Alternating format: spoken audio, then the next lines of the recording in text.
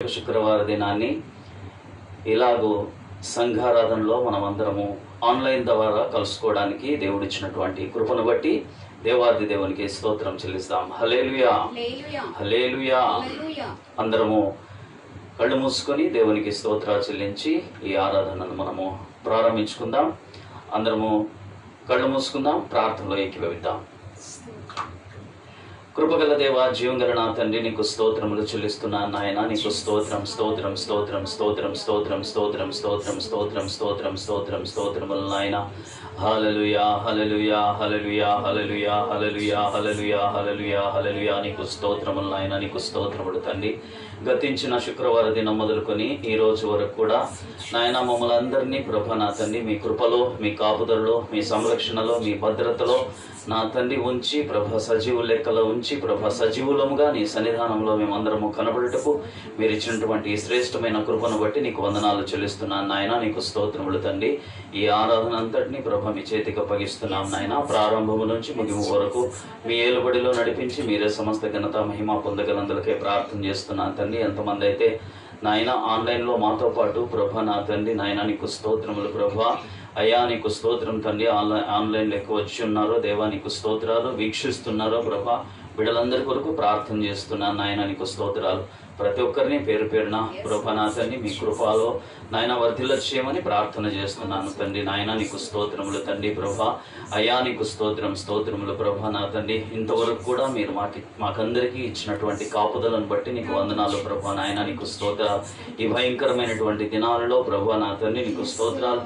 మీ కృప లేకపోతే, మీ కరుణ లేకపోతే, మీ వాత్సల్యం లేకపోతే మేము బ్రతికి బట్టకట్టలేని ఈ దినాలలో ప్రభ మేము సజీవులుగా ఉన్నామంటే అది కేవలము మీ కృపే అయి ఉంటున్నది నాయన. నీకు స్తోత్రములు తండ్రి. అయ్యా ఈ విధంగా మేము సజీవులంగా ఉండి నీ సన్నిధానంలో ప్రభ నాయన నిన్ను ఆరాధిస్తున్నామంటే ప్రభ నా తండ్రి అది మీ యొక్క కృపయే దేవా. నీకు స్తోత్రములు తండ్రి. మీ కృపను బట్టి నీకు వందనాలు చెల్లిస్తున్నాం నాయన. నీకు స్తోత్రములు తండ్రి.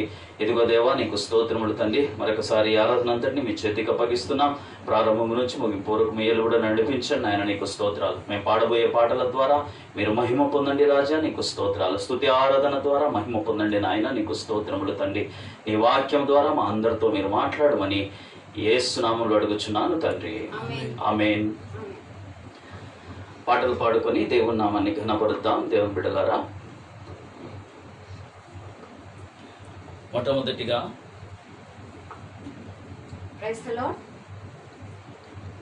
సజీవుడైన దేవుని ఆరాధించు సంఘమా, ఈ లోకములో మనము దేవుని కొరకు జీవించాలి. తల్లి, తండ్రి, అక్క, అన్న, చెల్లి, తమ్ముడు ఈ లోకములో మనం ఉన్నంత కాలము మనతో ఉంటారు. కానీ ఈ లోకము మనం విడిచిన తర్వాత మనము దేవునితో జీవించాలి. ఈ లోకములో మనము దేవుని కొరకు జీవిస్తే పరలోకములో మనము దేవునితో ఉంటాం. పౌలు భక్తుడు అంటాడు కదా, నా మటుకైతే బ్రతుకుట క్రీస్తే, చావైతే లాభం. ఈ లోకములో ఏది జరిగినా కూడా నా మటుకైతే బ్రతుకుట క్రీస్తే అని దేవుని కొరకు మనం ఈ లోకములో జీవించి ఆయనను నిజమైన ఆరాధికులుగా మనం ఆరాధిద్దాం. ఈ లోకంలో నీ కొరకు జీవిస్తాను ప్రభు అనే పాటను పాడి మన దేవుని నామాన్ని గొప్ప చేద్దాం. ఈ లోకములో జీవించెదను నీ కొరకే దేవా.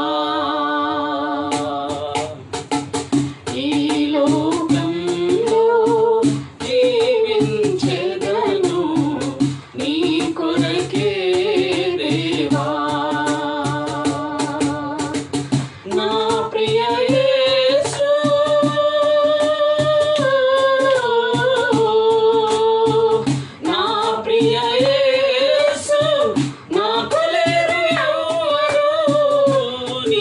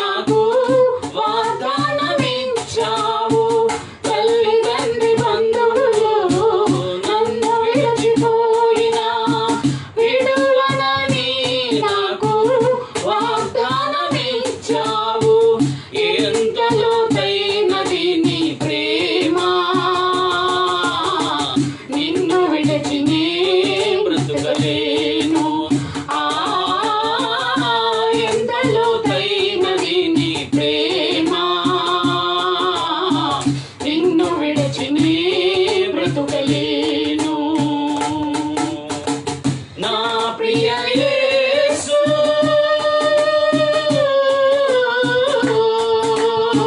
నా ప్రియ యేసు నాకు లేదు ఎవరు నీలా ప్రేమించేవారు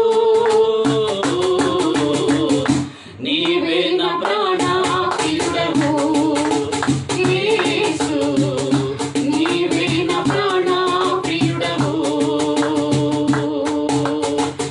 నీవే నా ప్రాణ ప్రియుడవు యేసయ్యా నీవే నా ప్రాణ ప్రియుడవు ఈ లోకంలో జీవించెదను నీ కొరకే దేవా ఈ లోకంలో జీవించెదను నీ కొరకే దేవా అరచేతిలోనే నన్ను చెక్కుకొంటివే నీ కంటి పాపలా కాపాడుచుంటివే అరచేతిలోనే నన్ను చెక్కుకొంటివే నీ కంటి పాపలా కాపాడుచుంటివే నీ దృష్టిలో నేనున్నానుగా ఇలలో నీ చుడియను నీ దృష్టిలో నేనున్నానుగా ఇలలో నీ చుడియను నా ప్రియ యేసు నా ప్రియ యేసు నాకు లేదు ఎవరు నీలా ప్రేమించేవారు నీవే నా ప్రాణ ప్రియుడవు యేసు నీవే నా ప్రాణ ప్రియుడవు నీవే నా ప్రాణ ప్రియుడవు యేసయ్యా నీవే నా ప్రాణ ప్రియుడవు ఈ లోకంలో జీవించెదను నీ కొరకే దేవా ఈ లోకంలో జీవించెదను నీ కొరకే దేవా నా ప్రియ యేసు నా ప్రియ యేసు నాకు లేదు ఎవరు నీలా ప్రేమించేవారు నీవే నా ప్రాణ ప్రియుడవు యేసు నీవే నా ప్రాణ ప్రియుడవు నీవే నా ప్రాణ ప్రియుడవు యేసయ్యా నీవే నా ప్రాణ ప్రియుడవు నీవే నా ప్రాణ ప్రియుడవు యేసు నీవే నా ప్రాణ ప్రియుడవు హల్లెలూయా హల్లెలూయా ఆరాధనకు యోగ్యుడా నిత్యము నిన్ను స్తుతించదను అనే పాటను పాడి మన ప్రభువును మహిమపరుస్తాం. ఎందుకంటే మన జీవితంలో మన దేవుడు చేసిన మేళ్లను బట్టి ఉపకారాలను బట్టి మరి దేవుడు మనకు ఇచ్చిన దీవెలను బట్టి ఆయన మన ఎడల చూపిస్తున్న ఆయన జాలికై ఆయన కరుణకై ఆయన దీవెనకై కృతజ్ఞతతో మన దేవుని స్తుతించి ఆరాధిస్తాం. హల్లెలూయా. హల్లెలూయా.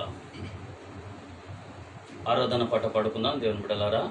ఆరాధనకు యోగ్యుడా నిత్యము స్తుతించును అనే పాట పాడి ప్రభువును ఆరాధన చేద్దాం. ఆరాధనకు యోగ్యుడా నిత్యము స్తుతించెదను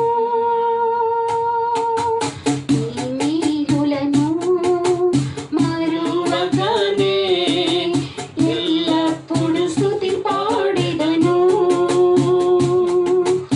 ఆరాధనకు యోగ్యుడా నిత్యము స్తుతించెదను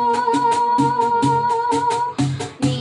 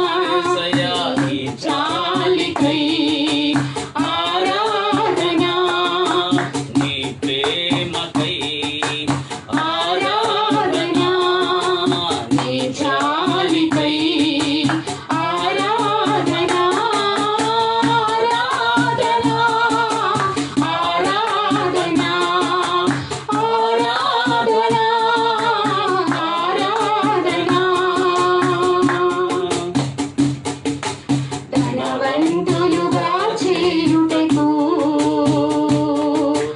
దారిద్ర్యతను అనుభవించినావే, ధనవంతులుగా చేయుటకు దారిద్ర్యతను అనుభవించినావే, హెచ్చించి ఘనపరచిన నిర్మలాత్ముడా, పూర్ణాత్మ మనసుతో కొనియాడెదను. హెచ్చించి ఘనపరచిన నిర్మలాత్ముడా, పూర్ణాత్మ మనసుతో కొనియాడెదను. ఆరాధన ఆరాధన ఆరాధన ఆరాధన నీ కృప కొరకై ఆరాధన, నీ స్థితి కొరకై ఆరాధన, నీ కృప కొరకై ఆరాధన, ఈ స్థితి కొరకై ఆరాధన ఆరాధన ఆరాధన ఆరాధన ఆరాధన ఆరాధనకు యోగ్యుడా, నిత్యము స్తుతించెదను. నీ మేలులను మరువకనే ఎల్లప్పుడు స్తుతి పాడెదను. ఆరాధనకు యోగ్యుడా, నిత్యము స్తుతించెదను. నీ మేలులను మరువకనే ఎల్లప్పుడు స్తుతి పాడెదను. ఆరాధన ఆరాధన ఆరాధన ఆరాధన నీ మేలులకై ఆరాధన, నీ దీవెనకై ఆరాధన, నీ మేలులకై ఆరాధన, నీ దీవెనకై ఆరాధన, నీ ప్రేమకై ఆరాధన, నీ జాలికై ఆరాధన, నీ ప్రేమకై ఆరాధన, నీ జాలికై ఆరాధన, నీ కృప కొరకై ఆరాధన, నీ స్థితి కొరకై ఆరాధన, నీ కృప కొరకై ఆరాధన, నీ స్థితి కొరకై ఆరాధన ఆరాధన ఆరాధన ఆరాధన ఆరాధన నీ ప్రేమ నీ జాలి నీ కరుణకై పూర్ణాత్మ మనసుతో సన్నతింతును. నీ ప్రేమ నీ జాలి నీ కరుణకై నా పూర్ణ హృదయముతో సన్నతింతును. ఆరాధన ఆరాధన ఆరాధన ఆరాధన ఆరాధన ఆరాధన ఆరాధన ఆరాధన ఆరాధన ఆరాధన హల్లెలూయా హల్లెలూయా హల్లెలూయా హల్లెలూయా హల్లెలూయా హల్లెలూయా హల్లెలూయా హల్లెలూయా హల్లెలూయా హల్లెలూయా హల్లెలూయా హల్లెలూయా హల్లెలూయా స్తోత్రం స్తోత్రం స్తోత్రం స్తోత్రం స్తోత్రం స్తోత్రం స్తోత్రం స్తోత్రం స్తోత్రం స్తోత్రం స్తోత్రం ఆరాధనకు యోగ్యుడా నీకు స్తోత్రములు చెల్లిస్తున్నాను నాయన. నీకు స్తోత్రం స్తోత్రం స్తోత్రం స్తోత్రం. పరలోకమందు కోటాను కోట్ల దేవదూతల చేత, ఇదిగో భూలోకమందు మా వంటి అల్పుల చేత నిత్యము పరిశుద్ధుడు పరిశుద్ధుడు పరిశుద్ధుడు అని పొగడబడుచున్న నా పరలోకపు తండ్రి నీకు స్తోత్రములు చెల్లిస్తున్నా నాయన. స్తోత్రం స్తోత్రం స్తోత్రం స్తోత్రం స్తోత్రం స్తోత్రం స్తోత్రములు ప్రభా. నేనెంత స్తుతించినను ప్రభా, మేము ఇంకా రుణస్థలమై ఉన్నాము నాయన. నీకు స్తోత్రములు తండ్రి. మీరు మాకు ఇచ్చినటువంటి ప్రభా నా తండ్రి ఈ ఆయుష్కాలం అంతా ప్రభా నా తండ్రి నిన్ను స్తుతిస్తూ నిన్ను ఆరాధిస్తూ ప్రభా నిన్ను ఘనపరుస్తూ ప్రభా నా తండ్రి నీ పని చేస్తూ ప్రభా నా తండ్రి నాయన నీకు స్తోత్రములు ప్రభా. నిన్ను ఘనపరిచేటటువంటి స్థితిలో నాయన మమ్మల్ని అందరినీ మీరు ఉంచినందుకు నీకు వందనాలు చెల్లిస్తున్నాను తండ్రి. నీకు స్తోత్రం స్తోత్రం స్తోత్రములు నాయన. నిత్యుడైన తండ్రి నీకు స్తోత్రాలు ప్రభా. నిత్య జీవాన్ని మా కొరకు సిద్ధపరిచిన దేవా నీకు స్తోత్రములు చెల్లిస్తున్నాను తండ్రి. నిత్య జీవపు మాటలు గలవాడా నీకు స్తోత్రములు నాయన. నీకు స్తోత్రాలు ప్రభా. పరలోకవాసి నీకు స్తోత్రములు నాయన. నీకు స్తోత్రాలు. ఆశ్చర్యకరుడా, ఆలోచనకర్త, అద్భుతాలు చేయ దేవుడా నీకు స్తోత్రాలు ప్రభా. విశ్వాసమునకు కర్త నీకు స్తోత్రములు నాయన. సమాధానకర్త నీకు స్తోత్రములు ప్రభా. అయా నీకు స్తోత్రాలు. స్వస్థపరిచే దేవా నీకు స్తోత్రములు తండ్రి నాయన. నీకు స్తోత్రం స్తోత్రం స్తోత్రం స్తోత్రం స్తోత్రం స్తోత్రములు ప్రభా. జీవాధిపతి నీకు స్తోత్రములు నాయన. మహోన్నతుడా, సర్వోన్నతుడా నీకు స్తోత్రాలు అయ్యా. నీకు స్తోత్రం స్తోత్రం స్తోత్రములు ప్రభా.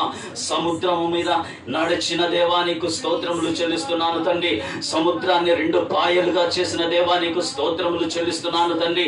ఆకాశము నుండి ప్రభా ఆహారాన్ని కురిపించిన దేవా నీకు స్తోత్రములు నాయన. నీకు స్తోత్రాలు ప్రభా. అగ్ని జ్వాలలో ప్రభా నా తండ్రి నీ భక్తుల నాయన నీకు స్తోత్రాలు. వెంట్రుక కూడా కాలకుండా అద్భుత కార్యము చేసిన దేవా నీకు స్తోత్రములు చెల్లిస్తున్నాను తండ్రి నాయన. నీకు స్తోత్రం స్తోత్రం స్తోత్రం స్తోత్రం స్తోత్రం స్తోత్రం స్తోత్రం స్తోత్రములు ప్రభా. స్తుతులకు పాత్రుడా, స్తోత్రారుడా, ఆరాధనకు యోగ్యుడా నీకు స్తోత్రములు చెల్లిస్తున్నాను నాయన. నీకు స్తోత్రం స్తోత్రం స్తోత్రం స్తోత్రం స్తోత్రం స్తోత్రం స్తోత్రం స్తోత్రం స్తోత్రం స్తోత్రం స్తోత్రం స్తోత్రములు నాయన. నీకు స్తోత్రములు తండ్రి. స్తోత్రములు ప్రభా నాయన. నీకు స్తోత్రం స్తోత్రం స్తోత్రం స్తోత్రం. తండ్రి అయిన దేవా నీకు స్తోత్రాలు. కుమారుడైన దేవా నీకు స్తోత్రాలు. పరిశుద్ధాత్మ దేవా నీకు స్తోత్రములు చెల్లిస్తున్నాను నాయన. నీకు స్తోత్రం స్తోత్రం స్తోత్రములు తండ్రి. హల్లెలూయా. నీకు స్తోత్రం స్తోత్రం స్తోత్రములు తండ్రి నాయన. నీకు స్తోత్రములు ప్రభా. అయ్యా నీకు స్తోత్రం.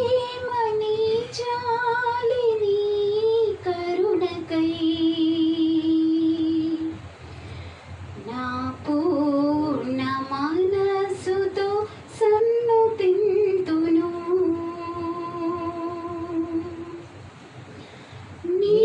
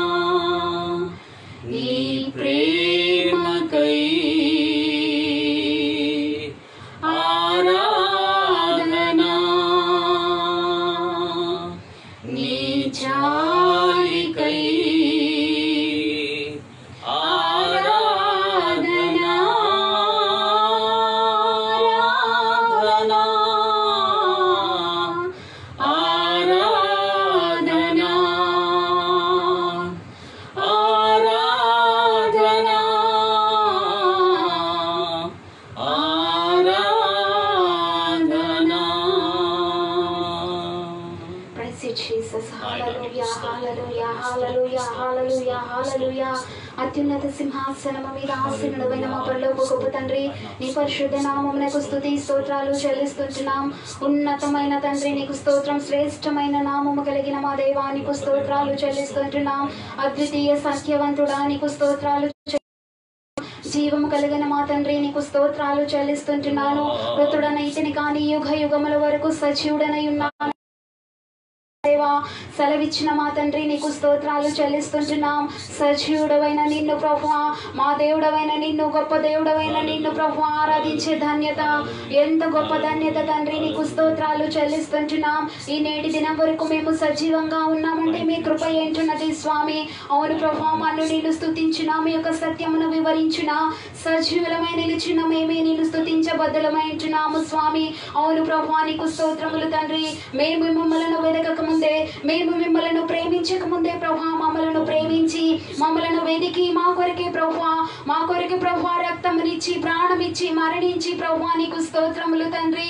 మృతులలో నుండి తిరిగి లేచి పరమునకు వెళ్ళి నిత్య నివాసమును స్థిరపరిచి ఈ లోకములోనికి ప్రభువా మరలా మమ్మలను తీసుకొని రాబోటకు తండ్రి, తీసుకొని పోవుటకు రాబోతున్న మా దేవానికి స్తోత్రాలు చెల్లిస్తుంటున్నాము స్వామి. నీ ఉండు స్థలములో మేముండు లాగున ప్రభువా నీకు స్తోత్రములు. ఈ భూలోకములో ఉండగానే మమ్మలను సిద్ధపరచుచున్న మా తండ్రి నీకు స్తోత్రాలు చెల్లిస్తుంటున్నాం.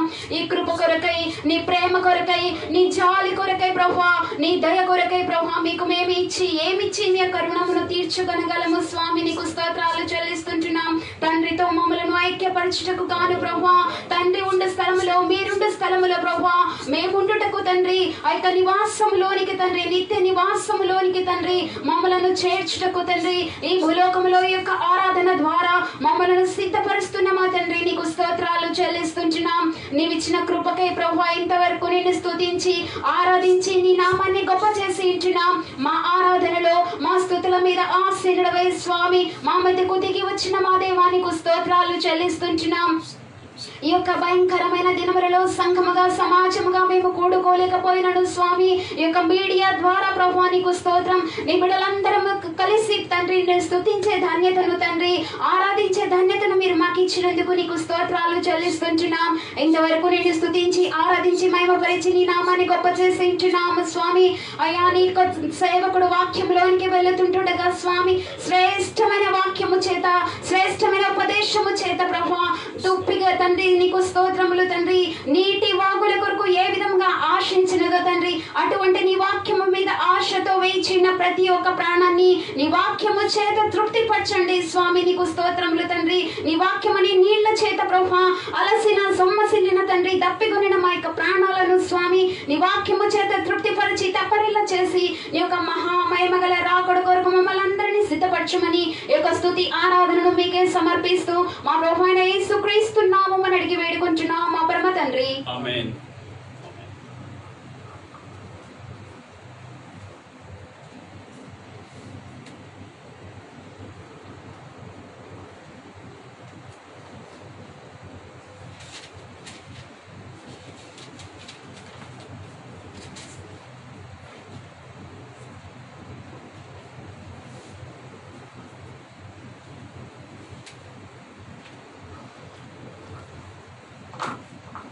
దేవుని పరిశుద్ధ నామములకు స్తోత్రం కలుగును గాక.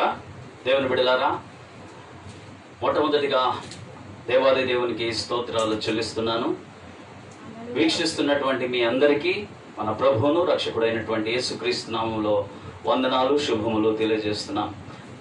మనకందరికీ బాగా తెలిసిన విషయమే, మరొకసారి గుర్తు చేస్తున్నాం. మనమందరం ఇప్పుడు ఉన్నటువంటి స్థితి, సంఘముగా, సహవాసముగా కూడుకొనలేనటువంటి ఈ పరిస్థితులలో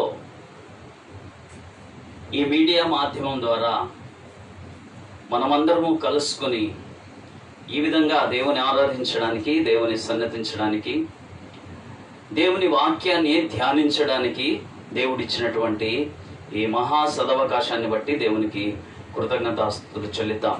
హల్లెలూయా, హల్లెలూయా. దేవుని బిడ్డలారా, కొన్ని నిమిషాల పాటు దేవుని వాక్యాన్ని ధ్యానించుకుందాం. నేను అనేక సార్లు చెబుతూ ఉంటాను, మరొకసారి జ్ఞాపకం చేస్తాను.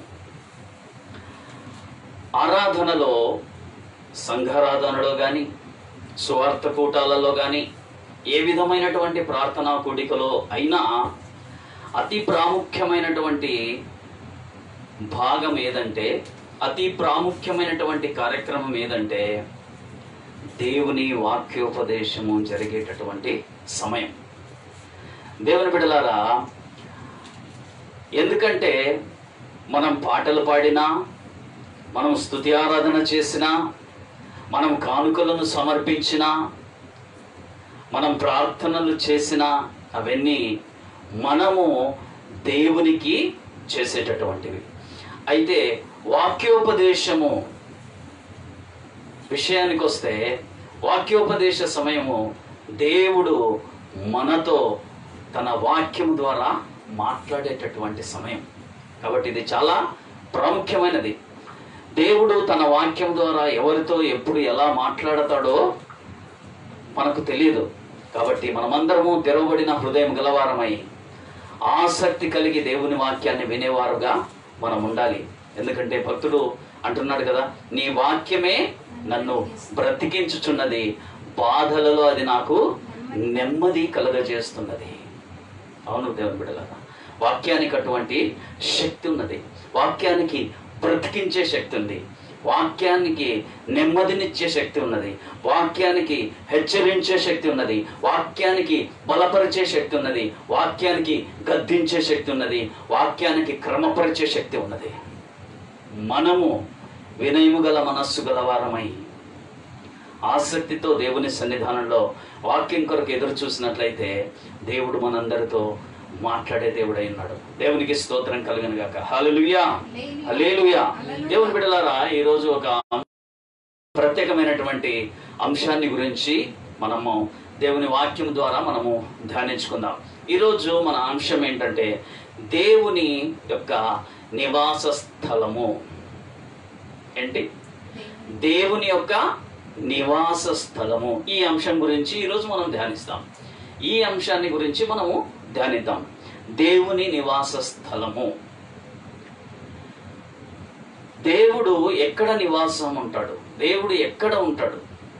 మనము నమ్ముకున్నటువంటి దేవుడు అసలు ఎటువంటి దేవుడో ఒకసారి మనము గమనించి మనము సందర్భంలోకి వెళ్దాం. మన దేవుడు ఎటువంటి దేవుడు? మన దేవుడు ఏమై ఉన్నాడు? అనేక వచనాలలో దేవుని గొప్పతనాన్ని గురించి రాయబడింది. కొన్ని వచనాలు మచ్చుకు ఈరోజు మనం చూసుకున్నాం. యెషయా రాసిన గ్రంథము, యెషయా గారు రాసిన గ్రంథము 42వ అధ్యాయము. యెషయా రాసిన గ్రంథము, యెషయా రాసిన గ్రంథము 42వ అధ్యాయము 5వ వచనం.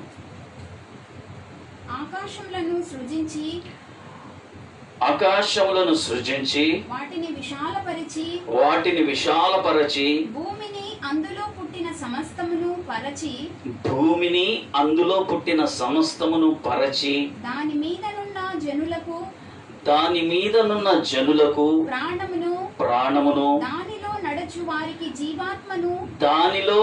వారికి జీవాత్మను ఇచ్చుచున్న దేవుడైన యెహోవా. మన దేవుడు ఏమై ఉన్నాడు? మన దేవుడైనటువంటి యెహోవా ఏమై ఉన్నాడో ఈ వచనంలో మనము తెలుసుకుంటున్నాం. ఏమై ఉన్నాడు మన దేవుడు? ఆకాశములను సృజించినవాడు. ఆకాశములను సృజించినవాడు మన దేవుడు. దేవునికి స్తోత్రం కలుగును గాక. దేవుని బిడ్డలారా, ఆకాశానికి ఆ చివర ఎక్కడుందో ఈ చివర ఎక్కడుందో ఇంతవరకు ఏ శాస్త్రవేత్త కనిపెట్టలేదు.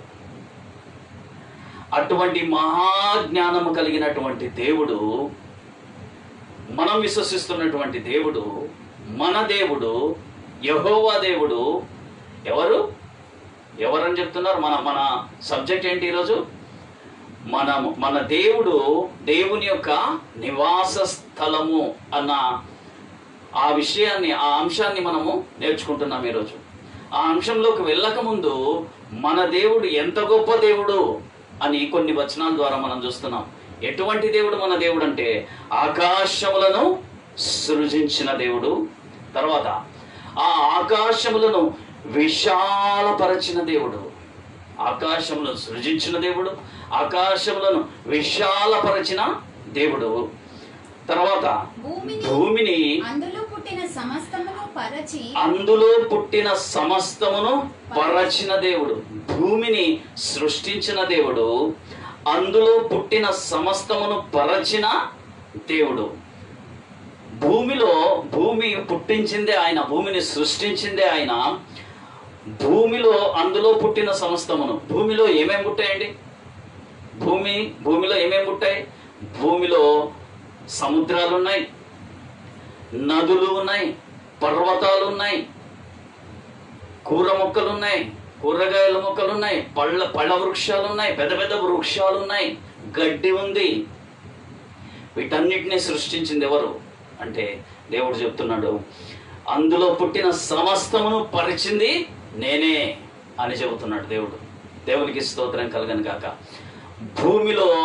భూమిలో ఉన్న సమస్తమును పుట్టించిన దేవుడు, వాటిని పరిచిన దేవుడు. తర్వాత దాని మీదనున్న జనులకు అంటే మనమే, భూమి మీద ఉన్న జనులకు ఏమిచ్చాడు? భూమి మీదనున్న జనులకు ఏమిచ్చాడు? ప్రాణమిచ్చాడు. దేవుని బిడ్డలారా, భూమి మీద ఉన్న ప్రతి ఒక్కరికి, ఆదాము మొదలుకొని ఇప్పుడు మన తరంలో జీవిస్తున్న మనందరికీ, ఈ తరంలో ఉన్న చిన్న చిన్న పిల్లలందరూ మొదలుకొని ముస్లిం వాళ్ళ వరకు కూడా అందరికీ ప్రాణాన్ని ఇచ్చింది ఎవరు? దేవుడు.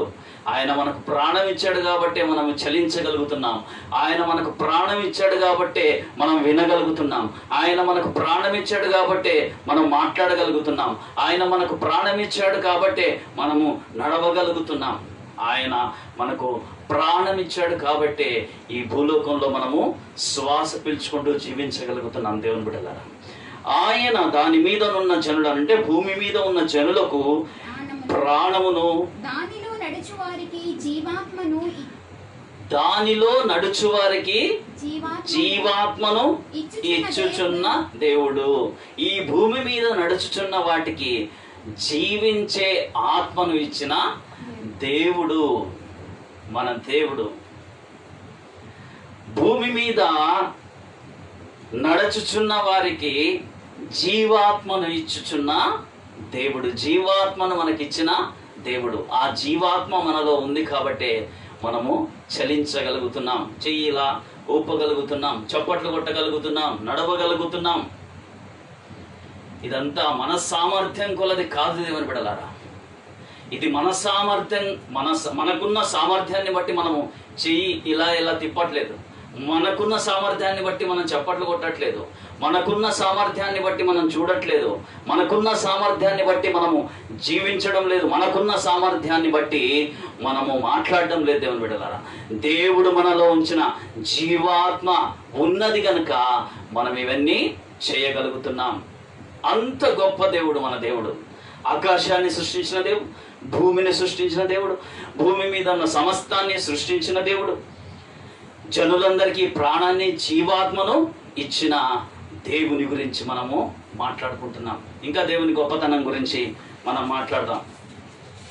అదే యెషయా గ్రంథం పేజీ పక్కకు తిప్పితే 44వ అధ్యాయము, యెషయా గ్రంథం 44వ అధ్యాయము 2వ వచనం. నిన్ను సృష్టించి గర్భములో నిన్ను నిర్మించి నీకు సహాయము చేయువాడైన యెహోవా నిన్ను సృష్టించి, మనకు మనమే దేవుని సంకల్పం వల్లనే మనము పుట్టాం. ఆయనే మనలను సృష్టించాడు. 44వ అధ్యాయంలో మనం చూస్తున్న 2వ వచనం, నిన్ను సృష్టించి తల్లి గర్భములో నిన్ను నిర్మించి. తల్లి గర్భములో ఎవరిని నిర్మించారనుకుంటున్నారు? తల్లి గర్భంలో మనం ఉన్నప్పుడు మనం ఆలోచిద్దాం ఒకసారి. ఒక వాటర్ ట్యాంకులో కానీ, లేకుంటే ఒక బావిలో కానీ, లేకపోతే ఒక స్విమ్మింగ్ పూల్లో కానీ నీళ్ళ లోపల మనం ఎన్ని నిమిషాలు ఉండొచ్చండి?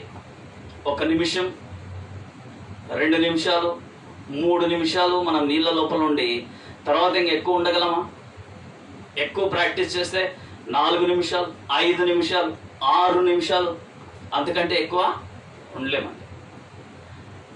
తర్వాత పైకి రావాల్సిందే. 5-6 నిమిషాల తర్వాత పైకి రాకపోతే పైకి పోవాల్సిందే.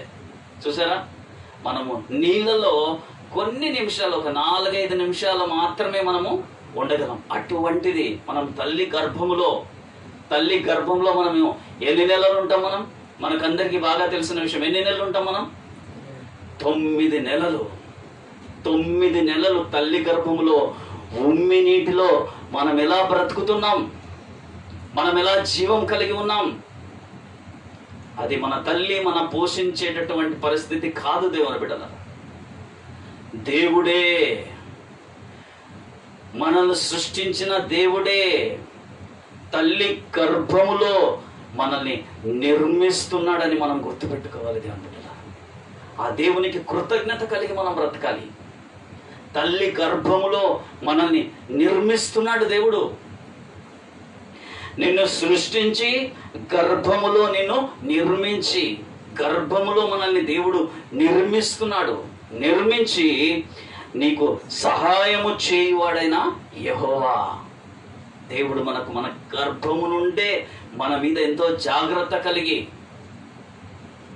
మనం ఆయన్ను తెలుసుకోవాలని, ఈ భూమి మీదకి వచ్చిన తర్వాత ఆ నిజదేవుణ్ణి తెలుసుకోవాలని, ఆయన జ్ఞానాన్ని మనం పొందుకోవాలని ఆయన ఆశపడి గర్భములో నుండే మనకు సహాయము చేస్తున్న దేవుడు. దేవుడు మనల్ని సృష్టించిన దేవుడు, తల్లి గర్భములో మనల్ని నిర్మించిన దేవుడు.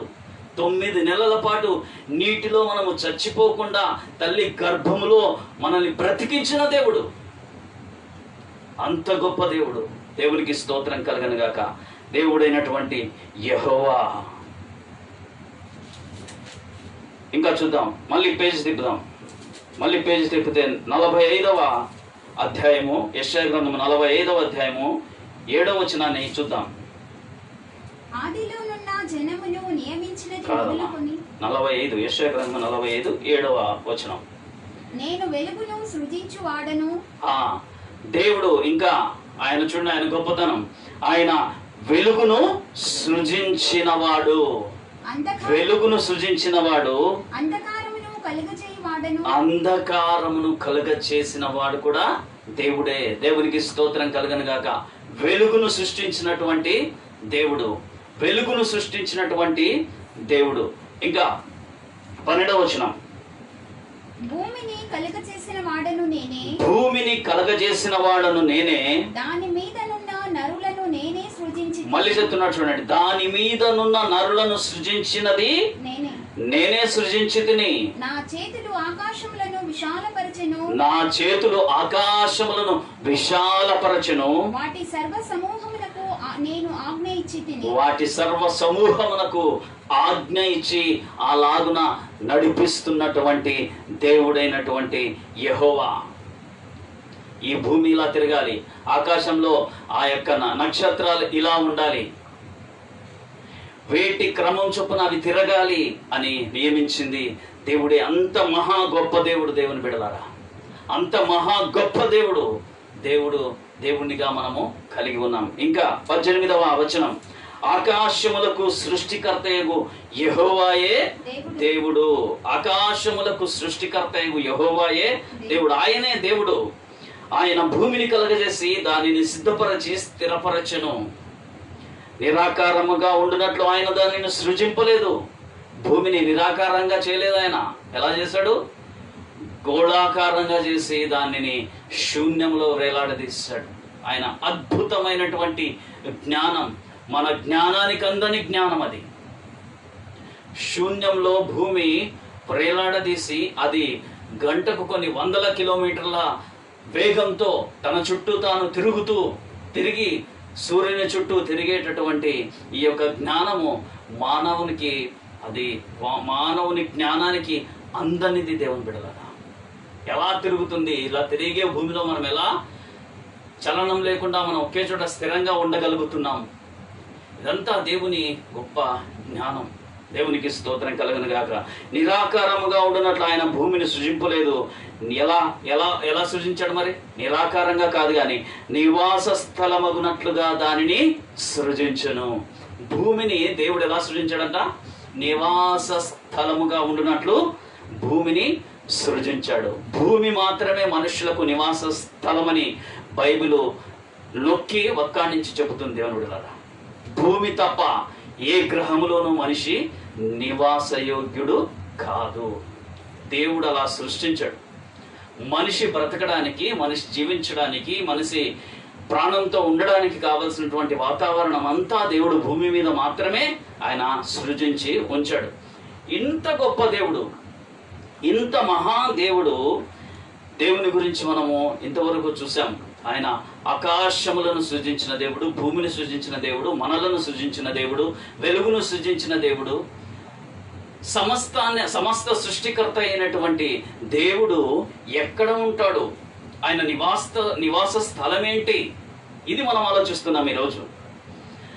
ఎంతో జ్ఞానాభివృద్ధి చెందినటువంటి ఈ దినాలలో కూడా దేవుడు ఎక్కడ ఉంటాడో తెలియకుండా చేసే భక్తి జీవితం చేసేటటువంటి భక్తులు కూడా, భక్తి జీవితాన్ని చేసేటటువంటి విశ్వాసులు కూడా ఎంతోమంది ఉన్నారు. దేవుడు ఎక్కడ నివాసం ఉంటాడు, దేవుడు ఎక్కడ నివాసం ఉంటాడు, ఇంత గొప్ప దేవుడు ఎక్కడ ఉంటాడో తెలియకుండా చేసే భక్తే కాదు. దేవుని బిడ్డలారా, మనం చేసే భక్తి మనము తెలుసుకొని చేస్తే అది మనకి ఇంకా ఎంతో ప్రోత్సాహకరంగా ఉంటుంది. ఇతరులను మనము ప్రోత్సహించే స్థితిలోకి మనము వెళ్ళగలుగుతాం. ఎప్పుడు మనం ఏదైతే విశ్వసిస్తున్నామో దాన్ని కరెక్ట్గా పరిశీలించి తెలుసుకున్నప్పుడు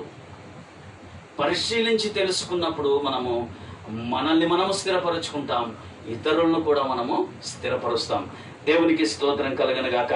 దేవుని బిడ్డలారా, అందరి యొక్క ప్రయోజనము నిమిత్తము ఈరోజు దేవుని వాక్యపు వెలుగులో, దేవుని వచనాల వెలుగులో దేవుడు ఎక్కడ నివాసం ఉంటాడో తెలుసుకుందాం. వెళ్దాం పదండి. మొట్టమొదటిగా దేవుడు పరలోకములో నివాసం ఉంటాడు. మహోన్నతమైన పరిశుద్ధ ఆయన నివాసము ఉండే దేవుడు. మొట్టమొదటిగా ఆయన పరలోకములో మహోన్నతమైన పరిశుద్ధ స్థలములో నివాసం ఉండే దేవుడు. చూద్దామా వచనాలు? యోబు రాసిన గ్రంథము 16వ అధ్యాయము 19వ వచనం. యోబు రాసిన గ్రంథము 16వ అధ్యాయము 19వ వచనం. ఇప్పుడు నాకు సాక్షి అయిన వాడు పరలోకములో ఉన్నాడు. ఇప్పుడు నాకు సాక్షి అయిన వాడు పరలోకములో ఉన్నాడు. నా పక్షముగా సాక్ష్యం పలుకువాడు పరమందున్నాడు. నా పక్షముగా సాక్ష్యము పలుకువాడు పరమందున్నాడు. దేవునికి స్తోత్రం కలగనుగాక. యోబు భక్తుడు పలుకుతున్నటువంటి మాటలు. దేవుడు ఎక్కడున్నాడని పలుకుతున్నాడు? మళ్ళీ చదువు. ఇప్పుడు నాకు సాక్షి అయిన వాడు పరలోకములోనున్నాడు. ఇప్పుడు నాకు సాక్షి అయిన వాడు, యోబుకు సాక్షి అయిన వాడు ఎవరు? దేవుడు. ఎక్కడున్నాడని చెప్తున్నాడు? పరలోకములో ఉన్నాడు, పరమందున్నాడు అని దేవుని వాక్యంలో రాయబడింది. దేవుని బిడ్డలారా, దేవుడు పరలోకములో ఉన్నాడు.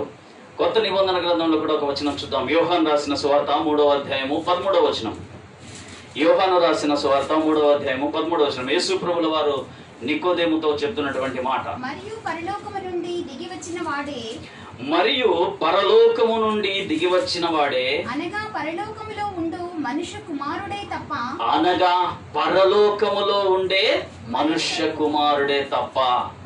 పరలోకమునకు ఎక్కిపోయిన వాడెవడూ లేడు.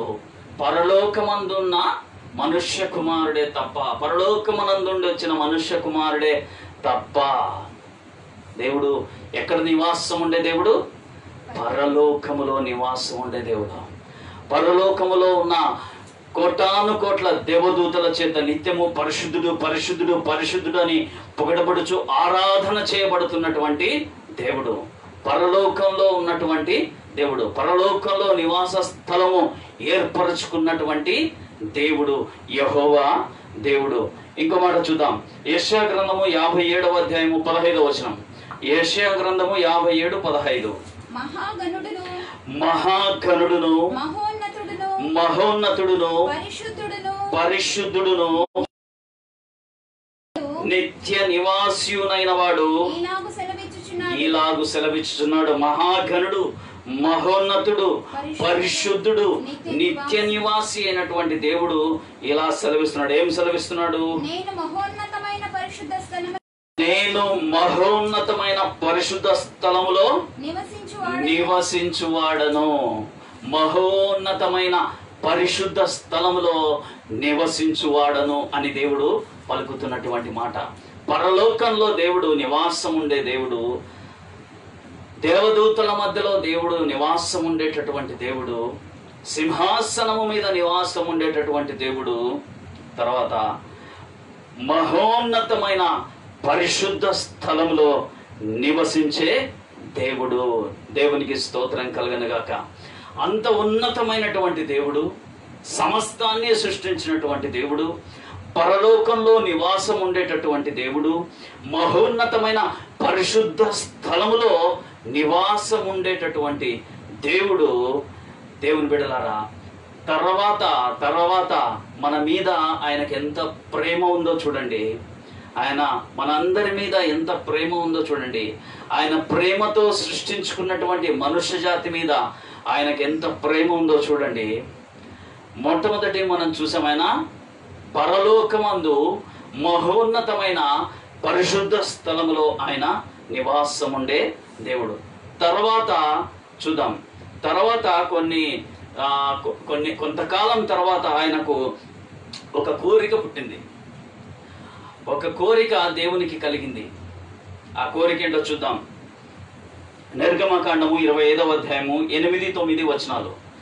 నిర్గమకాండము 25వ అధ్యాయము 8-9 వచనాలు. నేను వారిలో నివసించినట్లు వారు నాకు పరిశుద్ధ స్థలమును నిర్మింపవలెను. నేను నీకు కనపరచు విధముగా మందిరము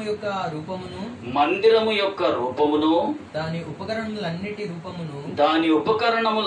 రూపమును నిర్మింపవలెను. దేవునికి ఒక కోరిక కలిగింది. ఏంటి?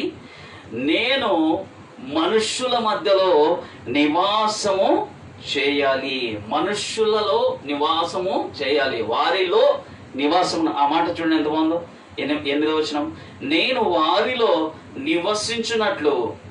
దేవుడు పరలోకముండే దేవుడు, మహోన్నతమైన పరిశుద్ధ స్థలములో నివాసం ఉండే దేవుడు తన ప్రజల మధ్యలో, తన ప్రజలలో నివసించున్నట్లు ఆయనకు ఆశ. వారిలో నివసించున్నట్లు నాకు పరిశుద్ధ స్థలము నిర్మింపవలెను. జాగ్రత్తగా మనం పదజాలాన్ని గమనిద్దాం దేవుని బిడ్డలారా. మొదటి భాగంలో మనం చూసినప్పుడు ఆయన ఎక్కడున్నాడు? పరలోకంలో మహోన్నతమైన పరిశుద్ధ స్థలములో. ఇప్పుడు ఎక్కడ? మనుష్యుల మధ్యలో నివసించినట్లు ఆయనకి ఏం నిర్మించాలంటున్నాడు? పరిశుద్ధ స్థలమును. ఎందుకంటే పరిశుద్ధత లేని స్థలంలో ఆయన ఉండలేడు, ఆయన నివాసము చేయలేడు. పరలోకంలో పరిశుద్ధత ఉంది, అందుకే అంటున్నాడు మహోన్నతమైన పరిశుద్ధ స్థలములో నివసించేవాడును అని ఆయన చెబుతున్నాడు.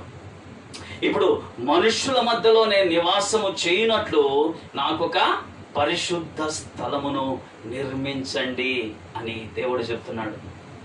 ఇజ్రాయేలీయులు 400 సంవత్సరాల ఐగుప్తీయుల బానిసత్వంలో నుండి దేవునికి మొరపెట్టినప్పుడు దేవుడు వారి యొక్క ప్రార్థన ఆలకించి ఆ ఐగుప్తు దేశంలో నుండి వారిని పాలుతేనెలు ప్రవహించే కనాను దేశంలోనికి తీసుకొని వచ్చే క్రమంలో దేవుడు చెబుతున్నటువంటి మాట, నాకు ఒక పరిశుద్ధ స్థలమును నిర్మించాలి.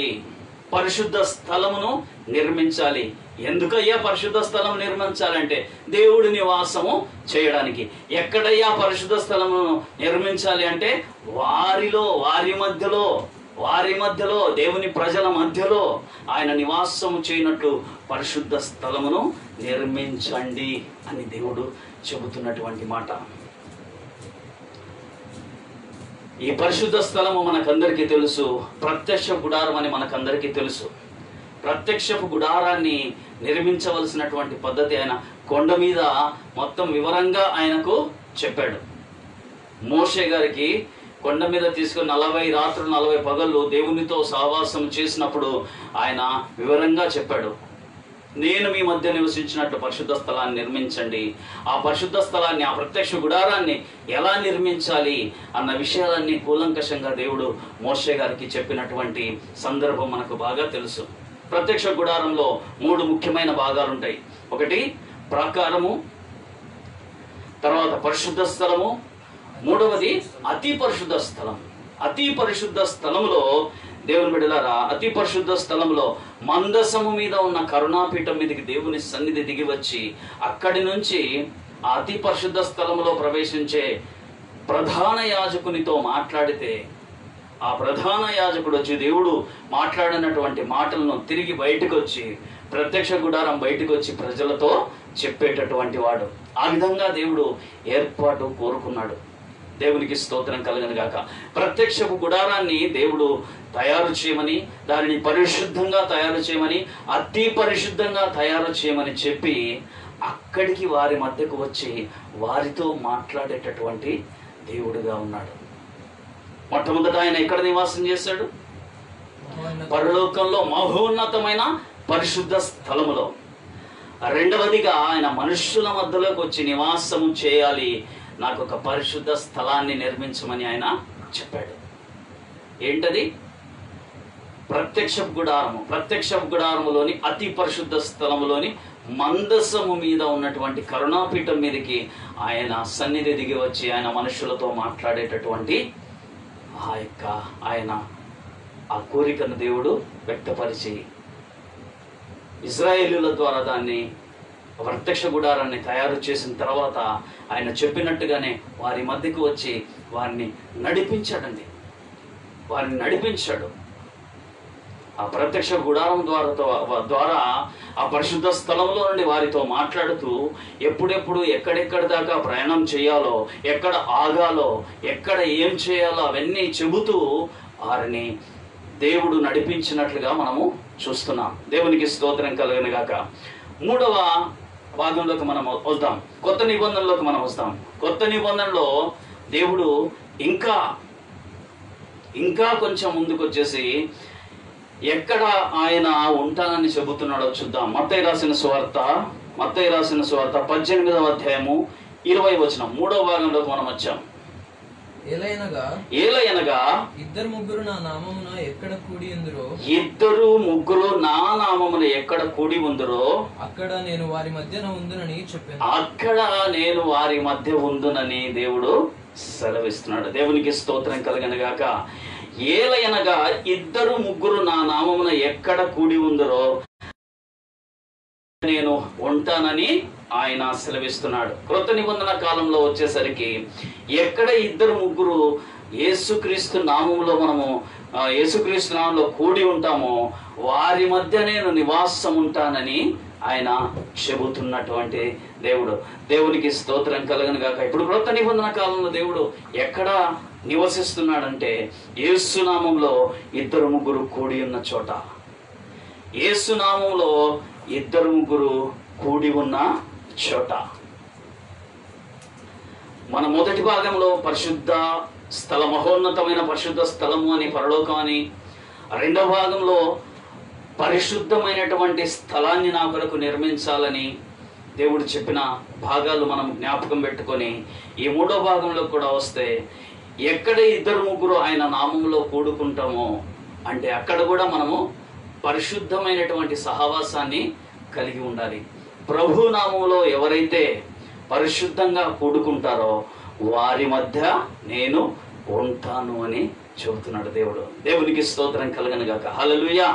ఎక్కడైతే ఇద్దరు ముగ్గురు కూడి ఆయన నామంలో కూడుకుంటారో, ఆయన మాటలు మాట్లాడుకుంటారో, ఆయనకు ప్రార్థన చేస్తారో, ఆయన నామంలో కూడుకుంటారో వారి మధ్య నేను ఉంటానని సెలవిస్తున్నాడు.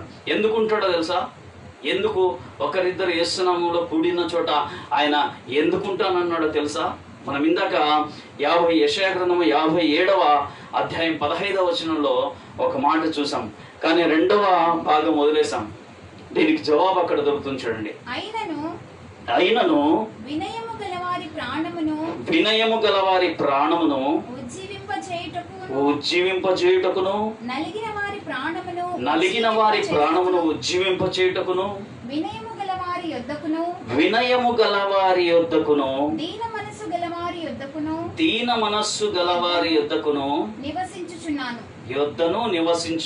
వినయము గలవారి యొద్దను దీన మనస్సు గలవారి యొద్దను నివసించుచున్నాను. దేవునికి స్తోత్రం కలుగును గాక. ఎక్కడ నివసిస్తున్నాడు దేవుడు?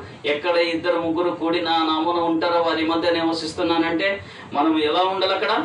వినయము గలవారి యొద్దనంటే వినయము గలవారిగా మనం ఉండాలి. దేని విషయంలో వినయం గలవారిగా ఉండాలి? దేవుని వాక్య విషయంలో మనము వినయము గలవారిగా ఉండాలి. దేవుని ఆజ్ఞల విషయంలో మనము వినయము గలవారిగా ఉండాలి. దీన మనస్సు గలవారిగా మనం ఉండాలి. అలా ఉన్నట్లయితే దేవుని బిడ్డలారా, మన యొద్ద ఆయన నివాసము చేస్తానని దేవుడు సెలవిస్తున్నాడు. దేవునికి స్తోత్రం కలుగనగాక. హల్లెలూయా, హల్లెలూయా. మనము వినయము దీన మనస్సు కలిగి ఆయన నామంలో కూడి ఉన్నచో ఆయన మన మధ్య ఉండి మనలను ఉజ్జీవింపజేసి మన ప్రార్థన ఆలకించి మనల్ని నడిపించే దేవుడై ఉన్నాడు. దేవుని బిడ్డలారా, దేవునికి స్తోత్రం కలగనగాక. మొట్టమొదటిగా ఆయన మహోన్నతమైన పరిశుద్ధ స్థలములో నివసిస్తున్నటువంటి దేవుడై ఉన్నాడు. రెండవదిగా మన మధ్యలో ఆయన ప్రజల మధ్యలో నివాసము చేయడానికి ఒక పరిశుద్ధ స్థలాన్ని నిర్మిస్తే అక్కడికి వచ్చి ఆయన ప్రజలతో మాట్లాడేటటువంటి దేవుడుగా ఉన్నాడు. ఇంకా మన మీద ప్రేమ ఎక్కువై ఎక్కడ ఇద్దరు ముగ్గురు కూడి వినయ మనస్సు గలవారై దీన మనస్సు గలవారై ఉంటారో వారి దగ్గర నేను నివాసం చేస్తానని దేవుడు సెలవిస్తున్నాడు. దేవుని బిడ్డలారా, ఇంకా 4వ భాగంలోకి వస్తే ఆయన ప్రేమ ఎంతో గొప్పగా మనకు కనిపిస్తుంది. మహాప్రేమగా కనిపిస్తుంది. వర్ణింపశక్యము కాని ప్రేమగా కనిపిస్తుంది. దేవుని బిడ్డలారా, చూద్దాం అది ఆ మాట ఏంటో. 4వ మాట, ఆయన నివాసము ఏంటంటే మనమే ఆయన నివాసము. దేవుని బిడ్డలారా, ఇప్పుడు దేవుడు వ్యక్తిగతమైపోయాడు. మొట్టమొదట పరలోకంలో నివాసం చేసేటటువంటి దేవుడు, తర్వాత ఒక ప్రత్యక్ష గుడారంలో ఒక పరిశుద్ధ స్థలము నిర్మిస్తే అక్కడికి సంవత్సరానికి ఒకసారి ప్రధాన యాజకుడు వెళ్తే ఆయనతో మాట్లాడి ఆయన ద్వారా ప్రజలందరితో మాట్లాడేటటువంటి దేవుడిగా ఉన్నాడు. తర్వాత ఇంకా ప్రేమ ఎక్కువై ఎక్కడ ఇద్దరు ముగ్గురు కూడి వినయ మనస్సు గలవారే పరిశుద్ధత గలవారే ఉంటారో వారి మధ్యలో నేను ఉంటానని ఆయన సెలవిస్తున్నాడు. ఇప్పుడు ఇంకా మహా గొప్ప ప్రేమ అయిపోయి మహోన్నతమైన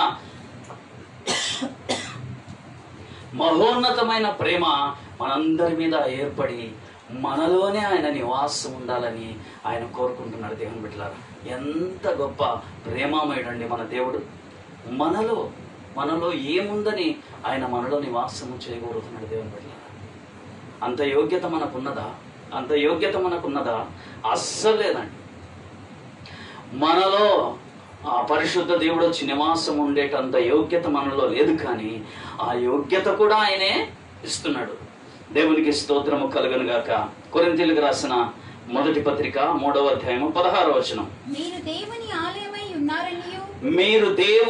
ఆలయమై ఉన్నారనియు దేవుని ఆత్మ మీలో నివసించుచున్నాడనియు మీరెరుగరా. మీరు దేవుని ఆలయమై ఉన్నారని, దేవుని ఆత్మ మీలో నివసించుచున్నాడని మీరెరుగరా.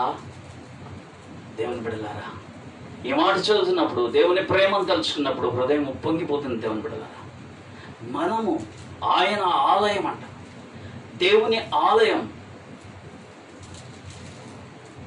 ఒకటి మనం గమనించాలి, మనం పాపులుగా ఉంటే మనం దేవుని ఆలయంగా మనము ఉండలేం. దేవుని బిడ్డలారా, మనం పాపులముగా ఉంటే దేవుని ఆలయముగా ఉండలేం. మనం పరిశుద్ధులముగా ఉంటే దేవుని ఆలయముగా మార్పు చెందుతాం. మనం పరిశుద్ధులుగా ఎలా ఉండగలమంటే దేవుని ఆత్మ మీలో నివసిస్తే మనం పరిశుద్ధులవ్వగలం. దేవుని ఆత్మ మనలో నివసించినట్లయితే మనము దేవుని ఆలయం అయిపోతాం. దేవునికి స్తోత్రం కలుగునుగాక. మనము దేవుని ఆలయంగా ఉందామా? దేవుని ఆలయంగా మనం ఉంటే దేవుడు వచ్చి మనలో నివాసము చేయాలని ఆయన ఆశపడుతున్నాడు. దేవునికి స్తోత్రం కలుగునుగాక. నీలో నాలో ఆయన నివాసం చేస్తూ మనల్ని నడిపించే దేవుడుగా ఉండాలని ఆయన ఆశపడుతున్నాడు. పరలోకానికి మనల్ని నడిపించేయడానికి ఆయన ఆత్మదేవుడిగా మనలో నివాసం చేయాలని ఆయన కోరుకుంటున్నాడు. దేవునికి స్తోత్రం కలుగునుగాక. హల్లెలూయా, హల్లెలూయా. దేవుని బిడ్డలారా, ఇప్పుడు దేవుడు మనలో నివసింపగోరుతున్నాడు. ఆయన మహోన్నతమైన పరిశుద్ధ స్థలములో నివాసం ఉన్నటువంటి దేవుడు, ప్రత్యక్ష గుడారములో అతి పరిశుద్ధ స్థలములో నివాసం ఉంటూ ప్రజలతో మాట్లాడిన దేవుడు, దీన మనస్సు గలవారై వినమనస్సు గలవారై ఎక్కడ ఇద్దరు ముగ్గురు కూడుకుంటారో వారి మధ్య నివాసము చేయాలని ఆశించిన దేవుడు ఇప్పుడు వ్యక్తిగతంగా మనలోకే వచ్చి నివాసము చేయాలని అనుకుంటున్నాడు. అది ఎలా సాధ్యం? సాధ్యమయ్యే పనేనా ఇది? ఎస్, 100% సాధ్యమయ్యే పనే. ఎలా అంటే 2020 సంవత్సరాల క్రిందట యేసు ప్రభుల వారు ఆ పరలోకాన్ని విడిచిపెట్టకూడని భాగ్యమని ఎంచుకోలేదు, కానీ ఆ పరలోకాన్ని విడిచిపెట్టి భూలోకానికి వచ్చి 33.5 సంవత్సరాలు ఈ లోకంలో జీవించి 3.5 సంవత్సరాలు ఆయన గొప్ప సేవ చేసి, ఎన్నో అద్భుత కార్యాలు చేసి, ఆశ్చర్యకార్యాలు చేసి, స్వస్థతలు చేసి, బోధ చేసి, పరలోకమందున్న తండ్రిని మనకు పరిచయం చేసి, పరలోకాన్ని పరిచయం చేసి, నరకాన్ని పరిచయం చేసి, పరదేశును పరిచయం చేసి, ఆ యెహోవా దేవుణ్ణి మనందరి తండ్రిగా పరిచయం చేసి, ఆయన మనందరి పాపముల కొరకు ఆయన తన శరీరాన్ని నలగగొట్టుకుని శిలువ మీద తన ప్రాణాన్ని అర్పించి, శిలువ మీద బలియాగంగా తన ప్రాణాన్ని అర్పించి, ఆయన చనిపోయి, ఆయన మరణించి, సమాధి చేయబడి 3వ దినాన తిరిగి లేచినటువంటి దేవుడై ఉన్నాడు యేసుక్రీస్తు ప్రభుల వారు. ఆయన తిరిగి లేచి పునరుద్ధానుడై 40 రోజుల పాటు అనేక మందికి కనబడి ఆయనే నిజమైన దేవుడిని ప్రూవ్ చేసుకున్నటువంటి దేవుడు. దేవుని బిడ్డలారా, ఆ కాలంలో ఉన్నటువంటి శిష్యులైతేనేమి, ఆ కాలంలో ఆయన వెంట తిరిగినటువంటి వారైతేనేమి, వారందరూ కళ్ళారా చూసి, ప్రభుతో నడిచి, ప్రభుతో తిని, ప్రభు చెప్పే బోధలు విని, ప్రభు చేసే ఆశ్చర్యకార్యాలు చూసి వారు విశ్వసించారు. మనమైతే దేవుని బిడ్డలారా అవన్నీ చూడలేదు, కానీ మనం చూడకుండా రాయబడిన లేఖనాలను చదివి విని మనం విశ్వసిస్తున్నాం. ఈ సందర్భంలో యేసు ప్రభు చెప్పినటువంటి ఒక మాట, చూసి నమ్మిన వాని కంటే చూడక నమ్మినవాడు ధన్యుడు అని సెలవిస్తున్నాడు. మనమందరము ధన్యులం. మనం చూడలేదు, కానీ రాయబడిన లేఖనాలని బట్టి, విన్న సంగతులను బట్టి మనము ఆ యేసు ప్రభు ఈ లోకానికి వచ్చాడని, ఆయన మనందరి కోసం మరణించాడని, ఆయన తిరిగి లేచాడని, పరలోకానికి వెళ్ళాడని, తిరిగి రాబోచున్నాడని మనం విశ్వసించి, దేవుని బిడ్డలారా, చూడక నమ్మిన ధన్యులమైనటువంటి జాబితాలో నీవు నేను ఉన్నాం. మనమందరము ధన్యులము దేవుని బిడ్డలారా. ఆ విధంగా నమ్మినందుకు గాను దేవుడు మనకు నీతిని ఆపాదించాడు. యేసు ప్రభు నమ్మినందుకు వచ్చే నీతి వలన మనకు పరిశుద్ధత కలుగుతుంది. ఆ నీతిని కార్యరూపంగా చూపించడానికి యేసు ప్రభు నమ్మాను నేను, యేసు ప్రభు చెప్పినట్టు బ్రతుకుతాను నేను, లేఖనాలు చెప్పినట్టు బ్రతుకుతాను నేను అని సమాజానికి చూపించడం కోసం దేవుడు ఒక కార్యక్రమాన్ని ఏర్పాటు చేశాడు. అదే బాప్తిస కార్యక్రమం. నమ్మి బాప్తిసం పొందినవాడు రక్షింపబడును. మార్కు రాసిన సువార్త 16వ అధ్యాయము 16వ వచనం. నమ్మి బాప్తిసం పొందినవాడు రక్షింపబడును, నమ్మని వానికి శిక్ష విధింపబడును. నమ్మి బాప్తిసం పొందితే నా ప్రభు నా కోసం మరణించాడు, నా కోసం తిరిగి లేచాడు, నా కోసం పరలోకానికి వెళ్ళాడు, నా కోసం స్థలం సిద్ధపరుస్తున్నాడు, నా కోసం తిరిగి ఆయన రాబోతున్నాడని విశ్వసించి నమ్మి బాప్తిసం పొందితే రక్షణ మనకు కలుగుతుంది. దేవునికి స్తోత్రం కలుగును గాక. నమ్మి బాప్తిసం పొందిన వాడు రక్షింపబడును. మనం పొందినటువంటి రక్షణను ఆఖరి వరకు కూడా మనం కాపాడుకుంటే దేవుని బిడ్డలారా, మనము రక్షణ పొందినటువంటి పరిశుద్ధుల జాబితాలో మనం ఉంటాం. దేవునికి స్తోత్రం. మనం పరిశుద్ధులుగా ఉంటే ఏం చెప్తున్నాడు దేవుడు? మనతో ఆయన నివాసం చేస్తానంటున్నాడు. నీ దేహము దేవుని ఆలయమని మీరు ఎరుగరా? మీ దేహము దేవుని ఆలయమని మీరు ఎరుగరా? మీ దేహం పరిశుద్ధమైతే మీ దేహం దేవుని ఆలయము. మీ దేహాన్ని పరిశుద్ధంగా కాపాడుకోవడమే దేవుని చిత్తం అని ఉంటుంది. నీ ఘటాన్ని పరిశుద్ధంగా ఎలాగూ కాపాడుకోనవలనో అదే దేవుని చిత్తం అని దేవుని గ్రంథంలో రాయబడి ఉంది. దేవుని బిడ్డలారా, మన బాప్తిసం పొందిన తర్వాత మన జీవితాన్ని, మన శరీరాన్ని పరిశుద్ధంగా మనం కాపాడుకొని అంతం వరకు నమ్మకంగా ఉన్నట్లయితే మనము దేవుని రాజ్యంలోనికి మనము ప్రవేశిస్తాం. ఆయన రాకడలో మనము ఎత్తబడతాం. దేవునికి స్తోత్రం కలుగును గాక. హల్లెలూయా, హల్లెలూయా. ఆయన యేసుక్రీస్తు ప్రభుల వారు చనిపోయి తిరిగి లేచి 40 రోజుల పాటు అనేక మంది కనపడి తన గురించి చెప్పి నేను పరలోకానికి వెళ్తున్నానని, నేను పరలోకానికి వెళ్ళి మీకు స్థలము సిద్ధపరిచి తిరిగి వస్తానని చెప్పిన దేవుడే యేసు ప్రభు ఇంకొక మాట చెప్పాడు, మీ కొరకు మీరు ఒంటరిగా మిమ్మల్ని విడిచిపెట్టను గాని మిమ్మల్ని అందరినీ ఆదరించడానికి పరిశుద్ధాత్మ నేను పంపిస్తాను. ఆ పరిశుద్ధాత్మ కొరకు, పరిశుద్ధాత్మని కొరకు మీరందరూ ఎదురు చూడండి అని చెప్పి వెళ్ళినటువంటి దేవుడు, దేవుని బిడ్డలారా, పరిశుద్ధాత్మ దేవుణ్ణి ఆయన ఆరోహణమైపోయిన తర్వాత పరిశుద్ధాత్మ దేవుణ్ణి పంపించాడు. దేవుని బిడ్డలారా, ఆయన వెళ్ళి పరిశుద్ధాత్మ దేవుణ్ణి పంపించాడు. అపొస్తలుల కార్యాలు అధ్యాయం అంతా మనం చదివితే మనకు తెలుస్తుంది. సంఘము స్థాపించబడినప్పుడు పరిశుద్ధాత్మ దేవుడు పరలోకం నుండి ఈ భూలోకానికి వచ్చి వారందరినీ అభిషేకించి సంఘ స్థాపన జరిగించడం. ఆ పరిశుద్ధాత్మ తమ హృదయంలోనికి వచ్చినప్పుడు, తమలోకి వచ్చినప్పుడు వారందరూ పరిశుద్ధులుగా మారిపోయి ధైర్యవంతులై, పిరికివారు ధైర్యవంతులైపోయారు. పిరికివారు ధైర్యవంతులుగా మారిపోయారు. తర్వాత బలహీనులు బలవంతులుగా మారిపోయారు. భయపడేవారు ధైర్యవంతులుగా మారిపోయారు. దేవుని బిడ్డలారా, దేవునికి స్తోత్రం కలుగును గాక. పరిశుద్ధాత్ముడు ఎప్పుడైతే మనలోకి వస్తాడో మనం కూడా పరిశుద్ధులముగా, ధైర్యవంతులముగా, దేవుని పనిచేసే వారంగా మనము మారిపోతాం. దేవునికి స్తోత్రము కలుగును గాక. ఆ ఆత్మయున్న దేవుడు నీలో నివసింపగోరుచున్నాడు. దేవుని బిడ్డలారా, ఆ ఆత్మైన దేవుడు నీలోకి వచ్చినప్పుడు నీవు పరిశుద్ధ మందిరముగా మారిపోతావు.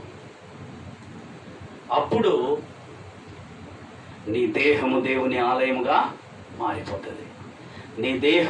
మీ దేహము దేవుని ఆలయమని మీరు ఎరుగరా?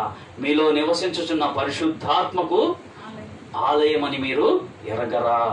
దేవునికి స్తోత్రం కలుగునుగాక. దేవుని బిడ్డలారా, మీరు కూడా ఇంతవరకు యేసు ప్రభువును అంగీకరించకపోతే ఇదే మంచి తరుణం. యేసు ప్రభును నీ సొంత రక్షణగా అంగీకరించి నీ హృదయంలో చేర్చుకొని నీలో ఉన్నటువంటి పాపాలన్నింటినీ ఒప్పుకొని విడిచిపెట్టి బాప్తిసం తీసుకొని రక్షణ పొందితే దేవుని బిడ్డలారా, దేవుడు నీలో నివాసము చేయడానికి ఆయన ఇష్టపడుతున్నాడు.